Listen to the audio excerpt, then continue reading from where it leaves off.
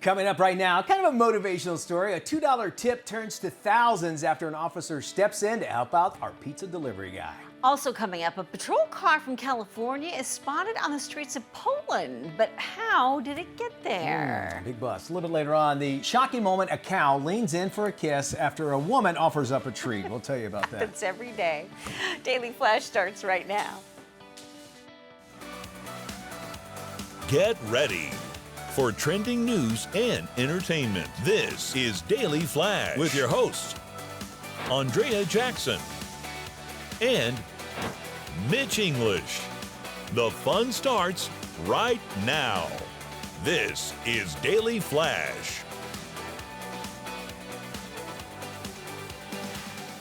I'm Andrea Jackson. And I am Mitch English, and we're welcoming you to Daily Flash. Holla, holla, holla, holla, holla. Hope everybody's having a fantastic day. We got an hour packed with your good stuff. We got James, sweet baby James, out in the crowd there, and then crazy Matt Doolittle's to my right. How are you, Matt? I think we need to implement this. Starbucks is putting in a panic button for laptop lurkers who won't leave. I've heard about this. I think that we need to have that around here. Yes, they're implementing it. How many people go to? Well, they're saying first off because it happens a lot. They'll go into the Starbucks and they'll just sit down. They don't order anything. Go in, go bathroom, or get a water. Or use the bathroom and get a water. Get a water. And then they use their free Wi-Fi service while they're there. My right? Starbucks has a code to get in the bathroom. Really? Yeah, you have to go get it's their zip code, but still. Now everyone knows. No. Secret's out. How do you guys feel about dressing up when you fly? I don't think you have to suit and tie, but Yeah. you know what? A little bit of decorum because I always believe you act the way you're dressed. Yes. I at least wear pants. Well, that's a good start. Which is more than what he says about this show. You can't see it below here. This is true. A lot of airlines are tightening up their dress code policy. Spirit Airlines was one of the first to kind of update and change their policy. They used to kind of, I think, let you go on with pretty much anything because it's a low budget airline. PJs. But now they've said that you cannot show skin or body parts and you cannot show, wear anything that's lewd or insulting, and that includes tattoos. Okay. So you've got to keep stuff like that covered. So other airlines have kind of followed in Spirit Airlines' footsteps. Okay. While shirts and shoes should be a given for most people, not everyone shares the same mindset. Hawaiian Airlines specifically says no bathing suits. Well, Come on, you're going to Hawaii, though. When you get off the It's plane. Hawaii. It's Hawaii. They say no bathing suits. Yeah, I agree. I'm agreeing with you on that. First off, planes get cold when I'm up there. I don't know why you'd want to wear shorts. Well, hey. Yeah, Hey. cold or hot. And then would you really want to sit in somebody's seat who was just wearing a bikini? I don't know. I need to see it for myself. Well, it depends. Of course you do. Who was it? Who was it? Southwest Airlines says no lewd, obscene, or patently offensive clothing, and passengers must wear shoes.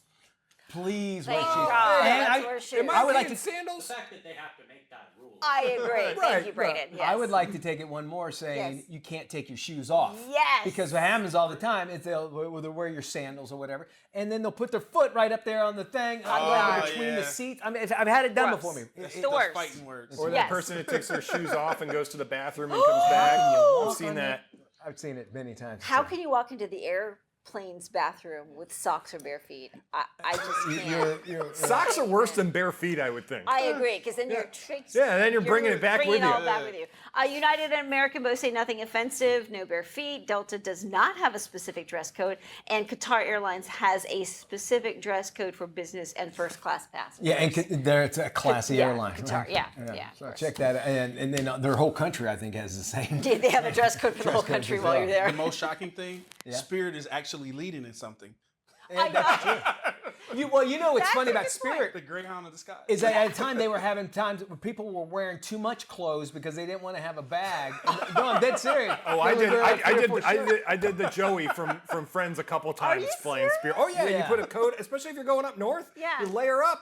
You could put 2 or 3 shirts on that you're going to take on, because that way it takes it out of your bag. But don't you have to take all that stuff off when you go Just through the security? jacket. Oh, just the And that's- jacket. and that- Not if you got TSA pre-check. And if you got pre-check and you got clear, you don't even have to worry about that. Loopholes. All right. All right, this is a great story. A pizza Yeah. delivery driver, he had to walk a mile through dangerous snowstorm before he was met with a $2 tip. Connor Steppenhoff was Crazy. seen walking as the conditions as trucks cleared the snow from local roads. So he went to deliver a pizza. They said, look, this road's closed. He goes, well, I got a pizza delivery. I'm going to do it. A school bus had crash blocked the route, and that's when he decided to just complete the delivery on foot. Oh my Police gosh. officer, hey, noticed Connor and said, hey, you might want to get out of the street and walk on the sidewalk. And he goes, well, I had to go walk in the snow to complete a $40 pizza delivery. And then he looked at the receipt and he noticed that it was a tip for just $2. That's a huge crime. $2 holla. Well, the officer was like, look, I'm impressed by your work ethic and dedication. He goes, let me give you something for working hard, and gave him $15 Nice, very extra, nice, which yeah. is a good tip. Yeah, sure. But then he went and took it one step further and set up a GoFundMe page. And the goal was to say, let's raise this guy. Let's raise $500. So far, they've raised $16,000 Yay. by one guy saying, you know what, I'm going to do my job. I'm going to do it right. And, you know, he didn't do anything to the guy's house that only gave him a $2 tip, but he got Yes, something in return. But something good came out of it. I can't believe that he was traipsing through the snow without gloves or coat on. Yeah, that's I mean, I'm looking at him like, how are you doing this? If you would imagine is like, well, when you're leaving a hot pizza store. I grew up in pizza places. Yes. My parents are. So you leave and you run outside and you're driving your car and everything. And he probably didn't think he'd probably have to get out. Probably not. And Yeah, then that he is realized true. with that school bus. So, you know, he had it delivered. And, you know, better than our postal service. Could you imagine if the people who ordered the pizza said, "Oh no, I ordered pepperoni, not Can you get sausage." it back? This is wrong. Can you take it back? No. Oh gosh, a video of a patrol car from California has been spotted in Poland, of all places, and many are asking, how in the world did it even end up getting there? Video shows the vehicle with the Sacramento County Sheriff's Office name and logo, and it's being driven around with UK license plates or European license plates. Sacramento police cars have also been spotted in England, Iceland, and Germany.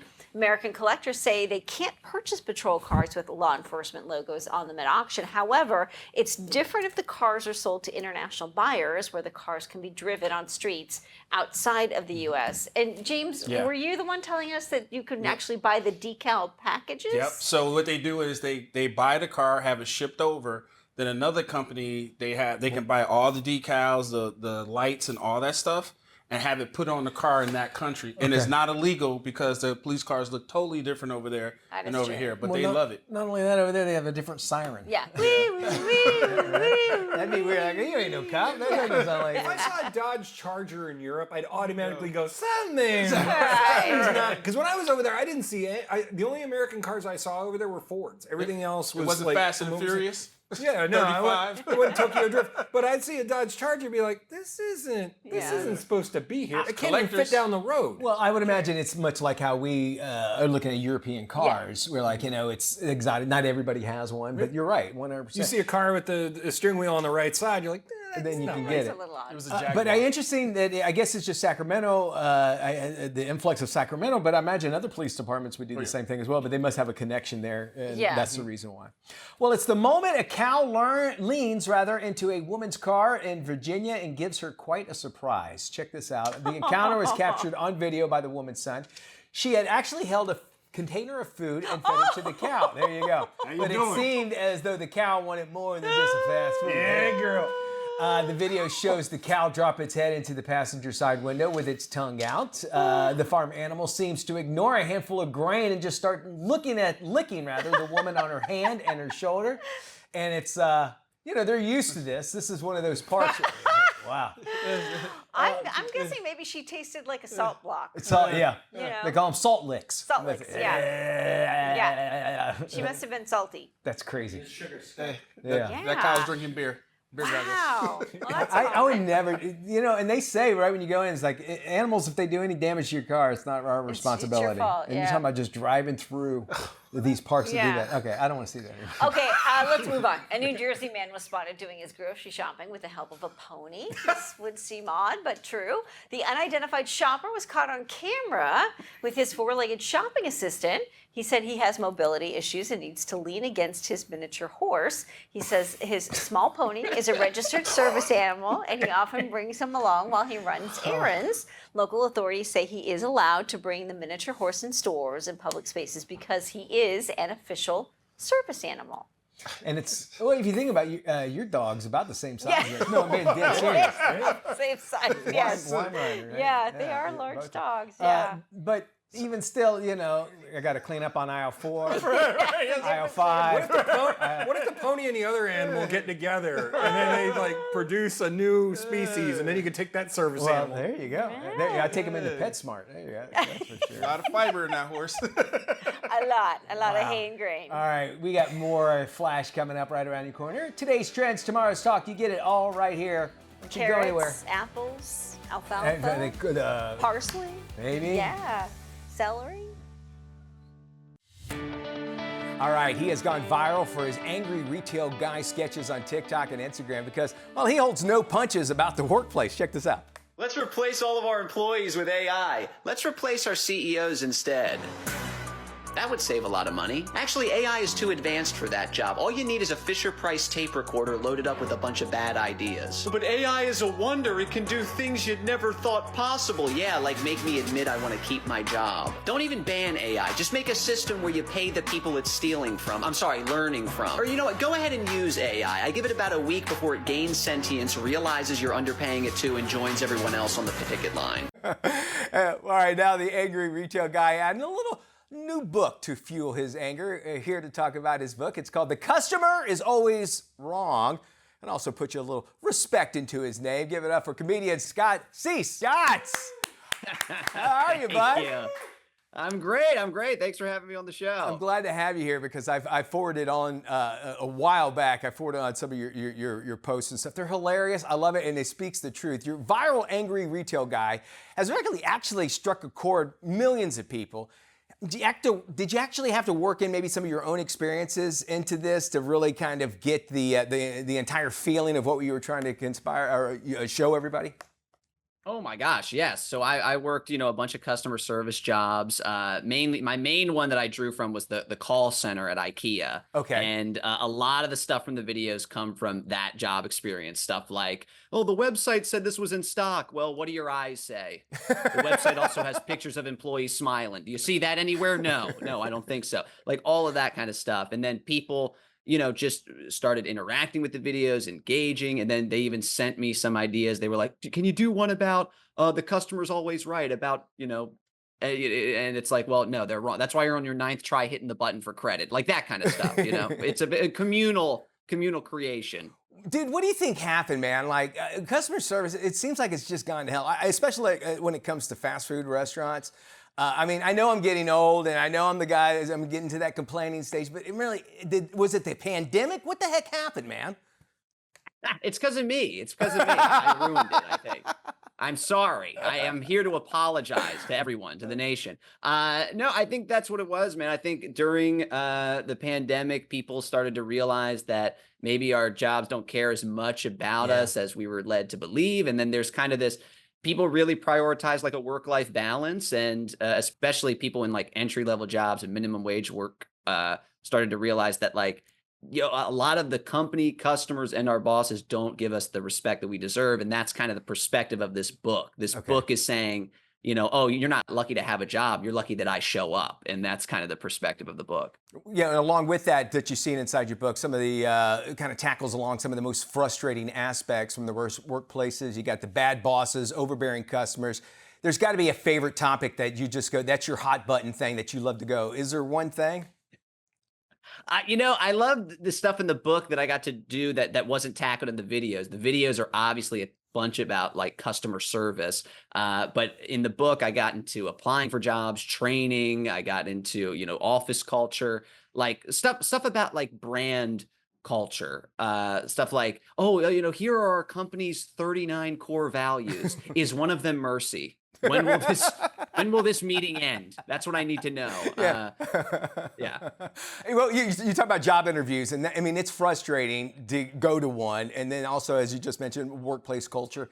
Has there been like weird job interview questions that you've ever encountered, or maybe people might have told you, and then how did you handle that if you got one of those? Oh yeah, my favorite job interview question I ever got was, if you were a crayon, what color would you be? Okay. Your response? I'm an adult. You understand? I'm not a crayon. Let's talk about the job. Let's talk about experience. But the other job interview stuff, that's the worst. The worst type of job interview is the audition. Like I do Yeah. I'm an actor now, and that is tough when you're doing like I'm pretending to be a doula on Zoom with a casting director who I think is on mute, but it's like, oh, they're actually just not laughing. I'm like, okay, that's fine. Okay. I don't know if this audition is going well. Like that is a high pressure scenario. All right, and just doing an interview with you right now, I'm really cautious of my questions that I ask. I want you to be aware of that, so that we don't ask any of those asinine questions. So don't worry about it. What you're doing, you really have struck a chord with people. 2 million TikTok followers. You built a huge, massive fan base online. Has your social media presence actually influenced your stand-up comedy and maybe your approach to writing that book that you have, The Customer Is Always Wrong? Oh, definitely. Yeah. I mean, I was a stand-up comedian for about 10 years before the videos actually took cool. off.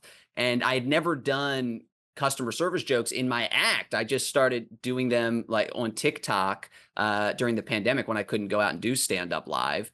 And so now I definitely kind of weave that into my show. I always make time at the end, like Good. 15 minutes to just go on a bunch of rants about work. I have the audience tell me the worst things that have ever happened to them at their job. And it's a communal healing process. It's a catharsis at these shows. Bring your boss. I'll quit for you. If you want, you come to one of my shows with your boss.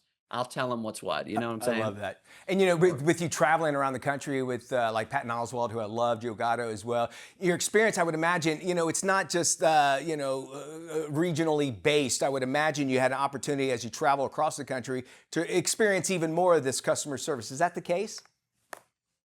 Oh, yeah, definitely. I mean, going across the country, I have people coming up to me after shows telling me like, oh, I could fill a book with what's happened to me at work. I could fill a book. And then I started to think, I could fill a book. It makes sense. And that's what I was like, yes, it makes sense. So I thought, okay, I'm making a comedy book, making fun of all the worst parts of, having a job, finding a job. And I'm super proud of it. It's the perfect read if you ever had a bad day at work. That's what I always say. I love it. Scott, you're very funny guy. Love it. I hope all the best with this book. We hope to see it to just go all the way #1. We appreciate that. And if you want to get your hands on Scott's book, The Customer Is Always Wrong, you can head to our website, dailyflashshow.com. Join Scott, of course, on social media. Forward along like I did. Some of the funny bits that he does on there because they hit home and they're so true. More Flash after this.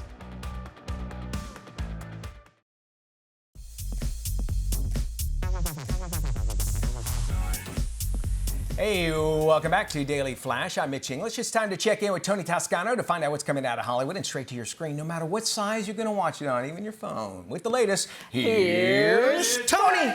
Thanks, Mitch. In theaters now is the action comedy The Killer's Game. It stars Dave Bautista. I'm afraid I've got some bad news, Joe. It's terminal. How long do I have? Best case, 3 months. What brings you to my door? I need a contract executed. Who do you want retired? Me. A hitman is diagnosed with a life-threatening illness and authorizes a kill on himself to avoid the pain that is sure to follow. Along with Dave Bautista, the film stars Marco Zaror and is directed by J.J. Perry. The big surprise here that the love story of this movie is just like, I don't even see this level of love stories in romances movies. We really just set out to make a love story that has a head-on collision with a ridiculously fun action movie with a bunch of cool characters. So I hope everybody loves it, and I can't wait for everybody to see it. Although The Killer's Game boasts a great cast, the film just falls flat and never reaches its full potential. Again, it's in theaters now and gets a C. It's rated R. Premiering online today is the crime thriller Strangers. It stars Jamie Bamber. You're a hitman? So when the justice system falls a little short, I bridge the gap. Do you ever do pro bono work? You have to know what you're doing. Show me where to point it. In the film, a frustrated woman's life takes a dark turn after an encounter with a hitman. I chatted with star Jamie Bamber. It's sort of to bring the unthreatening charm to someone who does something extremely lethal, because I think that the interesting thing about this film is, yes, a lot of people die, but at the very beginning, you're not really sure who to trust. And you don't see him kill anyone for a long time after she believes that he's a killer. And she's killed, she makes the first move. on the basis of his flirty suggestions. Strangers is an exceptional adult crime thriller with lots of twists and turns, and well worth your time to check out. Again, it's streaming on most video-on-demand platforms and gets an A. It's rated R. For the Daily Flash, I'm film critic Tony Toscano.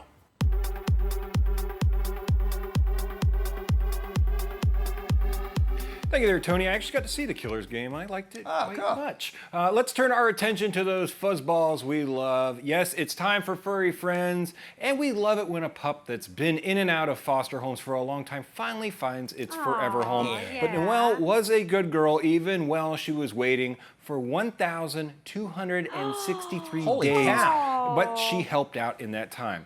We go to South Carolina where a pregnant rescue dog named Noelle was dropped off at a Florence County Environment Services animal control shelter. She was then transferred to a DC shelter. Though her puppies were adopted quickly, Noelle was stuck in foster homes for over 1,200 days. While she was waiting, she helped raise dozens of foster puppies and welcomed them to new homes. Luckily, though, a family saw Noelle on the Nextdoor app, heard about her story and said, nope, no more of that, and quickly went to adopt the pup who has been jumping from home to home for over 3 years and is now comfortable in her forever home. So good for Noelle. Now, another story nice. that I love, and I always love when these pop up because it's like, how did this thing survive? And one quick last story, I love when we met Pepe. This is Pepe, and Pepe has been running around the streets of the UK lost for the last 9 years. Pepe was only found when a police constable saw the kitty limping when she took him to a local vet. Then they found a microchip and found his family, and they were reunited after 9 years. And he just looked delighted to be home. He's like, great, I was living fancy free. Now I'm back here. Great. Fantastic. Loving that. He's getting a nice cleaning with his hair. Oh, yeah. Like, as well. Hose him down after 9 years of running around. Indeed. Thank you there, Maddie. Check this out. It is the latest bizarre drink trend, and it's taking over the internet. It's called Gator wine, okay? Which sounds exactly what it is. Gatorade mixed with wine. Check this out.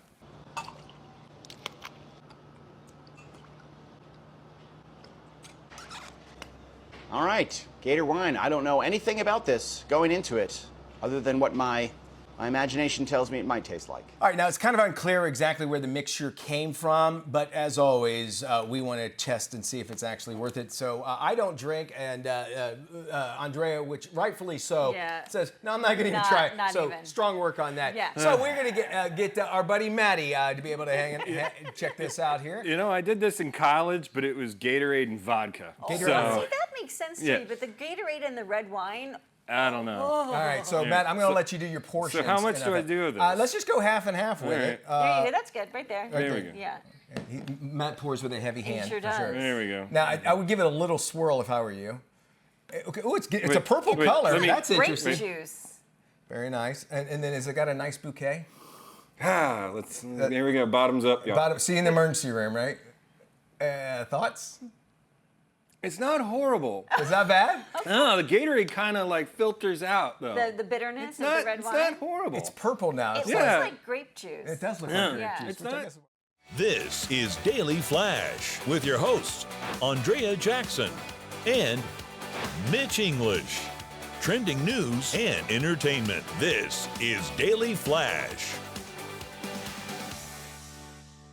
Hi, everyone. I'm Mitch English. And I'm Andrea Jackson. This is Daily Flash, your source for trending news and entertainment. We sure like having lots of fun here. We're so glad to have you along. It just takes one person to say one little thing and it could change everything when it comes to trying to sell a house. Ooh. Case in point, we go to Sussex, England, where Adele stayed at this beautiful place that used to be a convent, right? And she's like, oh, okay, interesting stay here. She goes, but this place is really scary, kind of weird. That's all she really said about it.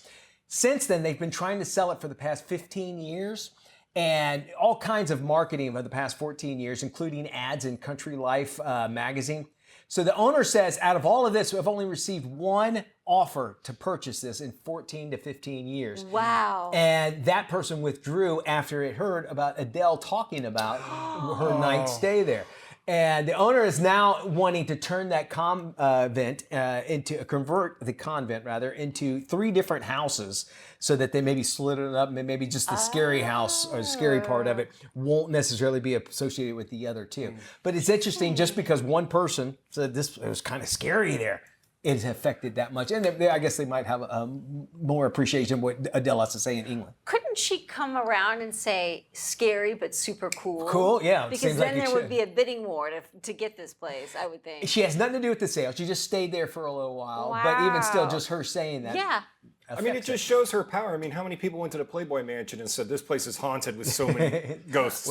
And diseases. And diseases. And it's still sold. Something a little fishy. Because if it's a scary house, why did you just Airbnb Airbnb to it. all the people who love that type of That's thing? a great It used to be a convent, Yes. A ton of so money. not a lot happened. Play there. Omen or something. Yeah, because there's so many people that love that kind of thing. They go for those kind of thrill-seeking moments and stay in scary places. And it could be a matter of it's just overpriced, possibly too. That's probably the only way it comes down. Probably. Now, we can't sell this because Adele, dang it, said it was scary. But the sexier story is Adele made a Adele stayed comment. here. You can't say Adele stay here without her saying she thought it was scary. And if you said Adele, they probably thought that would make it sell easier. Maybe.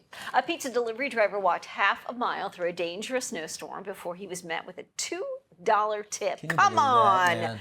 Connor Stefanoff was seen walking in conditions snowy, icy, crazy as trucks cleared the snow from local roads. A school bus crash blocked his route, and that's when he decided he better just complete the delivery on foot. A police officer noticed Connor and told him to get out of the street and onto the sidewalk. Connor revealed he had to walk in the snow to complete the $40 pizza delivery, and then looked at the receipt and noticed a tip for just $2. The officer was impressed by Connor's work ethic and dedication and gave Craig $15.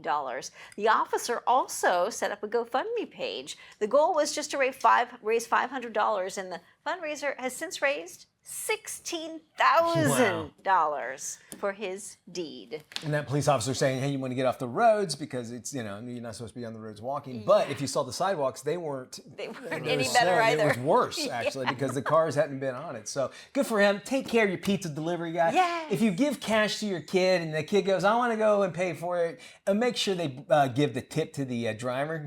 Yeah. God, that pissed How me many off. times did you? So many. Pocketed the money? What'd Carter do? No. No, I would be the pizza delivery guy, and then I go up there, and when the kid opened the door, I go, well, I ain't getting a tip here. And sure as heck, if it's, let's just say they gave me a 20 and it was $15, the kid would keep $5. Or I would go, do you want me to give you 5 ones back? And he's like, no. And I'm like, because you give one so then you can get them back. You know what I'm saying? What's the Macaulay Culkin Christmas Home movie? Alone? Thank you. I always feel for the pizza delivery guy in that movie. Every time I watch it, I'm like, oh my God. Can I tell you about this? Yes. If you remember at the very beginning, they said the phones were knocked out in the film, so there's no way he could have made a place a call. You're right. So we That's talked about that during interesting. Christmas time. Because I think, did he actually get his tip in the movie? I don't think he ever did. No, because, he left the money out. That's right. Because he made it look like there was a bunch of But people. right before they went on their vacation, they ordered all those pizzas, and he waited forever for somebody to pay, and then I don't know if he even got a tip. And the uncle, who is the one that caused the entire problem, didn't want to pay him. I would agree with That's right. it. That's right. He was supposed to pay. He made the guy with the construction money pay for everything.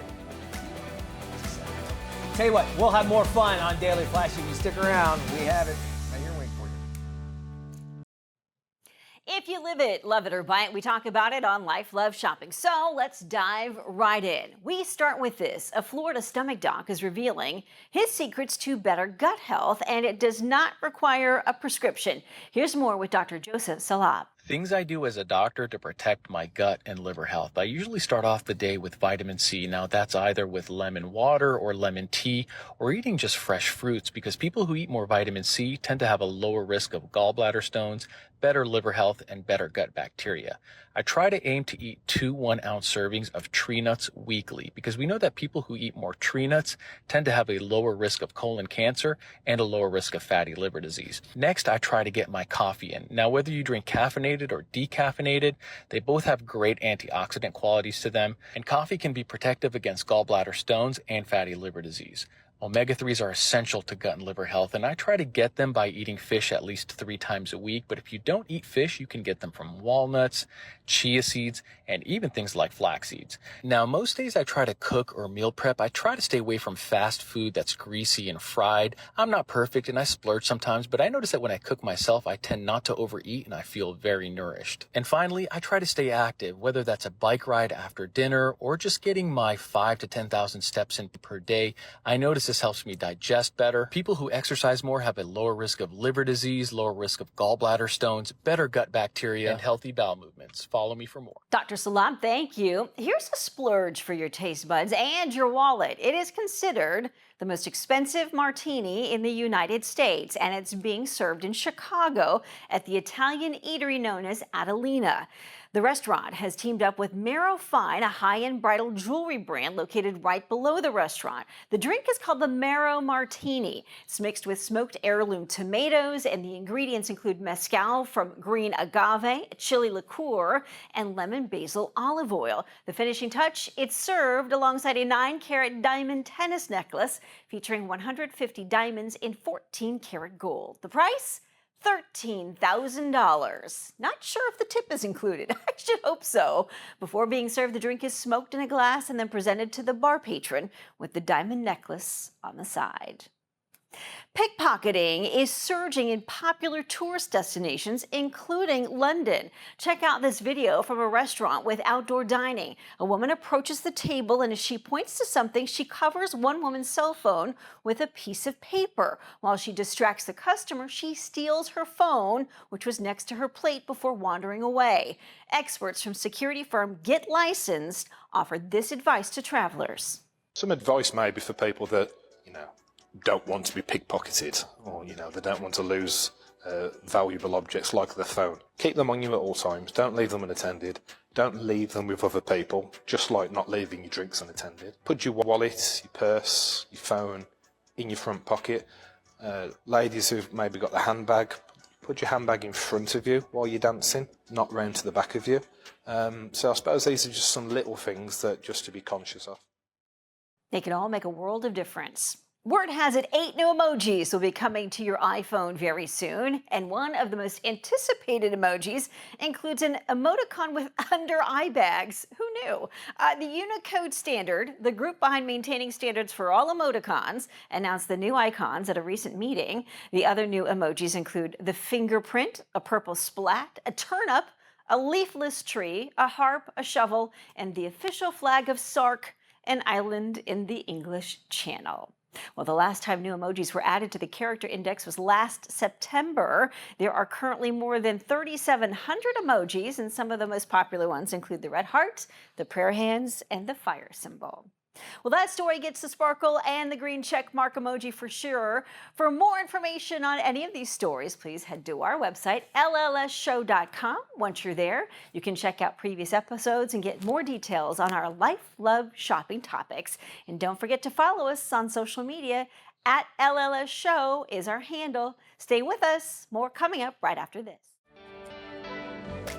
Welcome back to Daily Flash. There's a new online dating method that can help women avoid the never-ending time and effort dating apps can take. Boy, they are. It's called the burned haystack method. And Nicola Prentice, who is a contributor for Business Insider, joins us to talk about this haystack burner of a day. Nicola, thank you for joining us.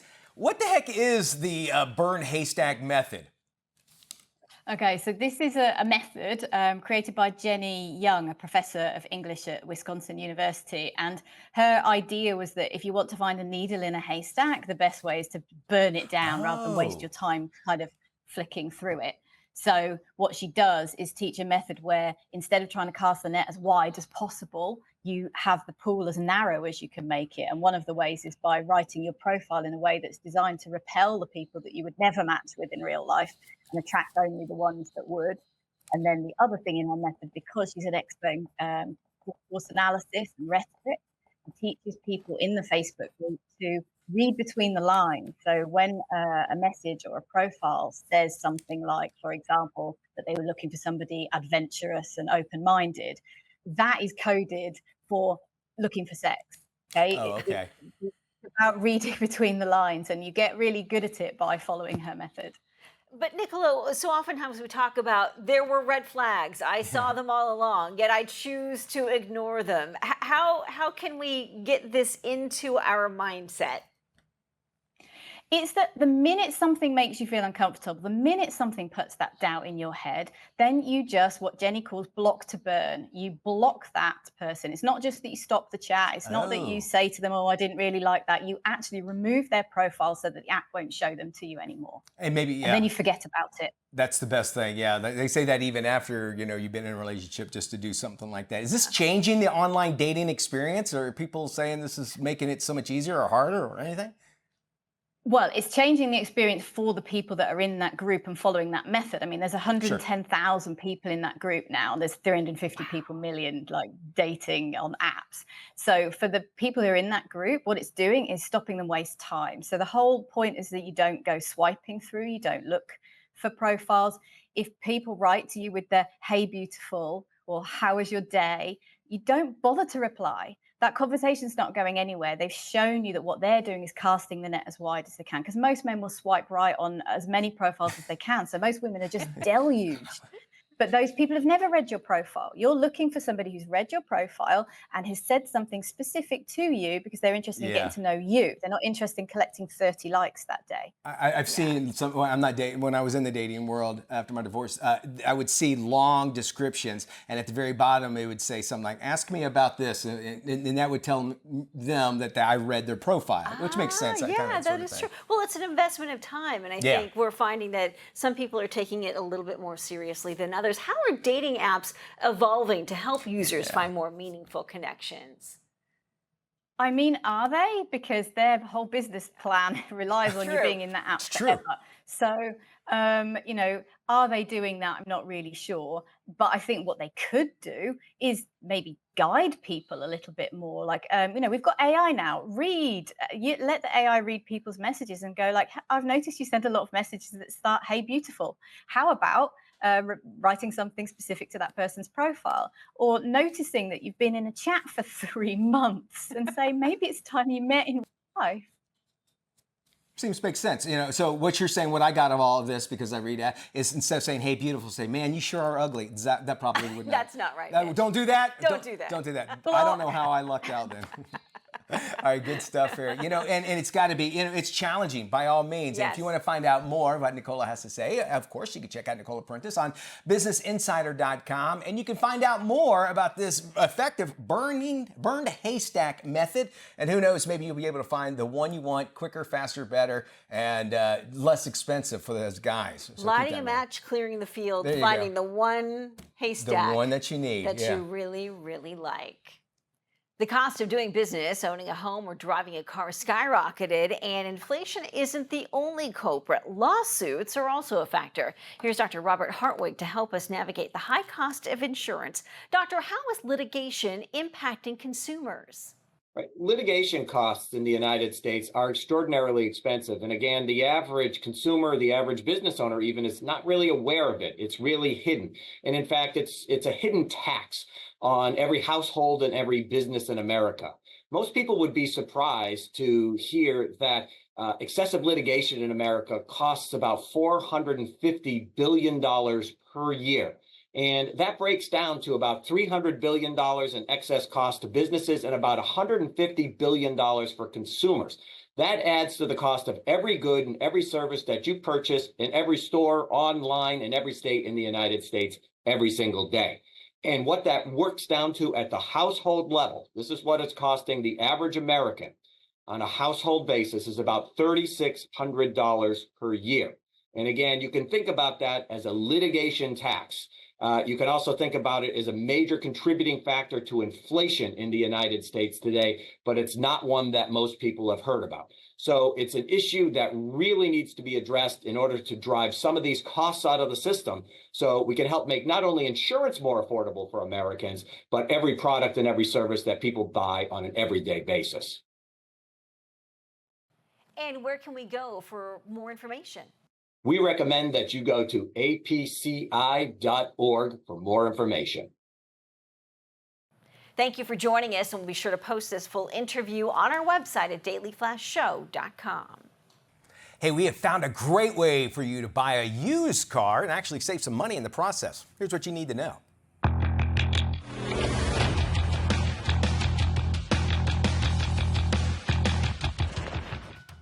So you want to buy a new car, but you're thinking, how can I afford one when everything is so expensive?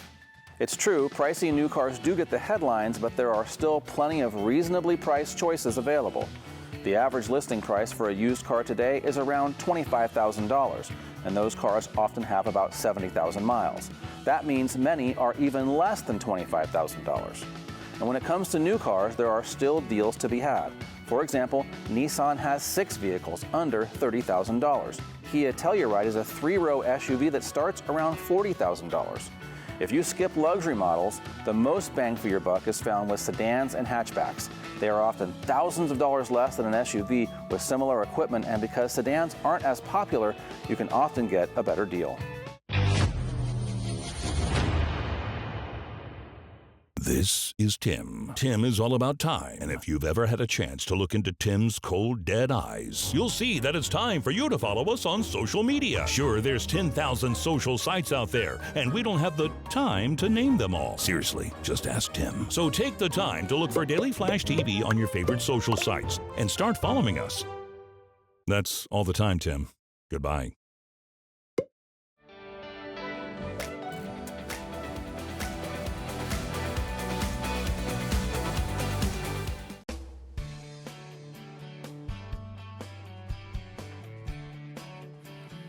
Welcome back to Daily Flash. Tensions run high as a producer, a troupe of young comedians and writers prepare for their first ever broadcast. Now the hit show is celebrating 50 years. This is today's must-watch movie, Saturday Night. Okay, let's see if we can get through one of these skits. Sketches. Davey, please. Okay, you ready, camera one? Oh!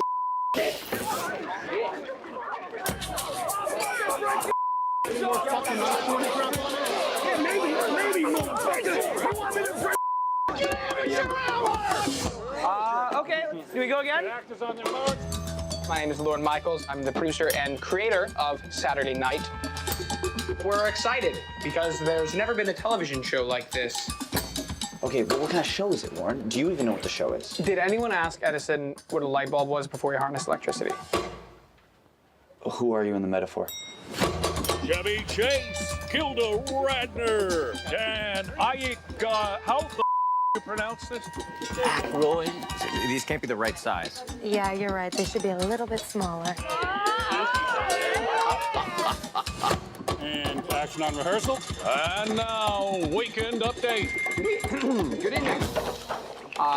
Gentlemen, how long have you been standing there? Long enough. They want you to fail. They're betting on it. That's logical, Dick. That's why they're paying us all to be here. NBC makes more money playing reruns of The Tonight Show. I mean, Lauren, 90 minutes of live television by a group of 20-year-olds who have never made anything. Okay, so this is a bit? Look, I don't get how they do. You haven't locked the script. Your actors are missing. Have you seen John Belushi? Your crew is in open rebellion. Jesus Christ. Your kids aren't ready for prime time. Everyone down to the 8th floor now! What is this? That was kind of exciting. We need to let the audience in. Oh, you don't. What the hell is happening? What? Lauren, I'm not going to be able to protect you.